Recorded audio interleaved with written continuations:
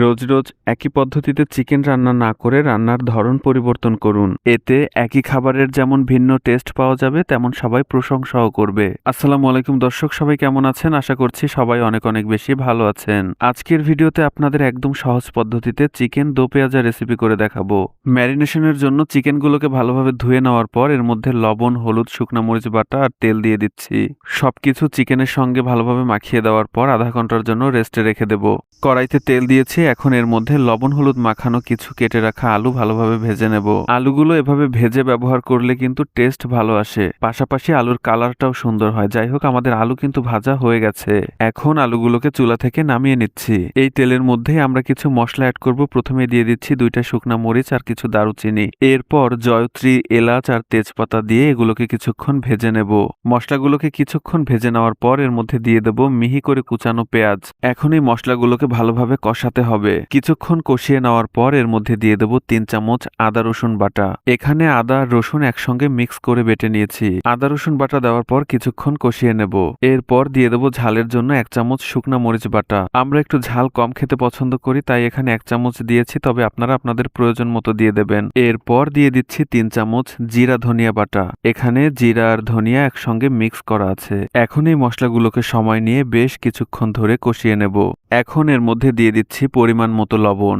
যতক্ষণ না পর্যন্ত মশলা থেকে তেল ছেড়ে দেবে ততক্ষণ পর্যন্ত এই মশলাগুলোকে কিন্তু কষাতে হবে। মশলাগুলো যাতে কষানোর সময় পুড়ে না যায়, এজন্য এর মধ্যে দিয়ে দেব সামান্য পানি। পানি দিয়ে কিছুক্ষণ কষিয়ে নেওয়ার পর এর মধ্যে 2 টেবিল চামচ মুরগির মাংসের মশলা অ্যাড করব। এখন এর মধ্যে 1 চা চামচ হলুদের গুঁড়া দিয়ে দিচ্ছি। আমাদের কষানো মশলার কালারটা কত সুন্দর এসেছে, তাই না? তো এই যে দেখেন, মশলা থেকে তেল ছেড়ে দিয়েছে, তার মানে আমাদের মশলা কিন্তু পারফেক্ট ভাবে কষানো হয়ে গেছে।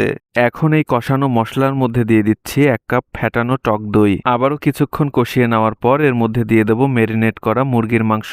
এখন এই মুরগির মাংসগুলো থেকে যতক্ষণ না পর্যন্ত পানি ছাড়বে ততক্ষণ পর্যন্ত কষাবো। মাংসগুলো যত ভালোভাবে কষানো হবে এটার টেস্ট তত বেশি ভালো আসবে। কষানোর সময় এভাবে ঢাকনা দিয়ে ঢেকে রেখে দেব, যাতে মাংসগুলো খুব তাড়াতাড়ি সিদ্ধ হয়ে যায় আর মশলার ফ্লেভারটাও যাতে ভালোভাবে মাংসের ভেতর ঢুকে যায়। এই যে দেখেন, মাংস থেকে কিন্তু পানি ছেড়ে দিয়েছে। এখন এই পর্যায়ের মধ্যে দিয়ে দেব আলু। এখন এই মাংসের সঙ্গে সঙ্গে এই ভেজে রাখা আলুগুলোকেও কিছুক্ষণ কষাবো। আলু এবং মাংসগুলো যাতে ভালোভাবে সিদ্ধ হয় এজন্য ঢাকনা দিয়ে ঢেকে রাখছি। 5 মিনিট এভাবে ঢেকে কুক করার পরে যে দেখেন, আমাদের আলু এবং মাংস কিন্তু অনেকটা সিদ্ধ হয়ে গেছে।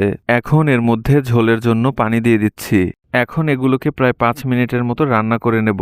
ঝোল হালকা ফুটতে শুরু করেছে। এই অবস্থায় এখন এটাকে চুলা থেকে নামিয়ে রাখবো। চিকেন দো পেঁয়াজার জন্য এখন আমরা পেঁয়াজটাকে রেডি করে নেব। এজন্য একটা কড়াইতে দিয়ে দিচ্ছি 1 টেবিল চামচ ঘি। ঘি গরম হয়ে গেছে, এখন এর মধ্যে দিয়ে দিচ্ছি পেঁয়াজ। তবে এই পেঁয়াজগুলোকে কিন্তু আমরা কুচি করে ব্যবহার করিনি, পেঁয়াজগুলোর খোসা ছাড়িয়ে দিয়েছি। এখন এই পেঁয়াজগুলোকে ঘি দিয়ে ভেজে নেব, তবে খুব বেশি ভেজে একদম ব্রাউন করা যাবে না। কিছুক্ষণ ভাজার পর পেঁয়াজগুলো যখন এরকম ট্রান্সপারেন্ট হয়ে আসবে তখন এর মধ্যে দিয়ে দেব টমেটো কুচি। এরপর এর মধ্যে দিয়ে দিচ্ছি 2 রঙের কাঁচামরিচ।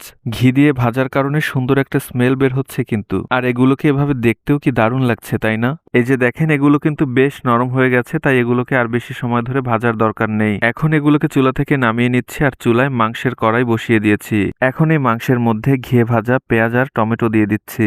এখন সবকিছু একটু নেড়েচেড়ে ভালোভাবে মিশিয়ে দেব। আমাদের রান্না কিন্তু প্রায় শেষের দিকে, একদম শেষে এর উপরে ছড়িয়ে দিচ্ছি ভাজা গরম মশলার গুঁড়া। ব্যাস, আমাদের চিকেন দো পেঁয়াজা একদমই রেডি। আশা করছি আজকের রেসিপি আপনাদের কাছে ভালো লেগেছে। ভিডিওটা শেষ পর্যন্ত দেখার জন্য সবাইকে ধন্যবাদ। সবাই ভালো থাকবেন। আল্লাহ হাফেজ।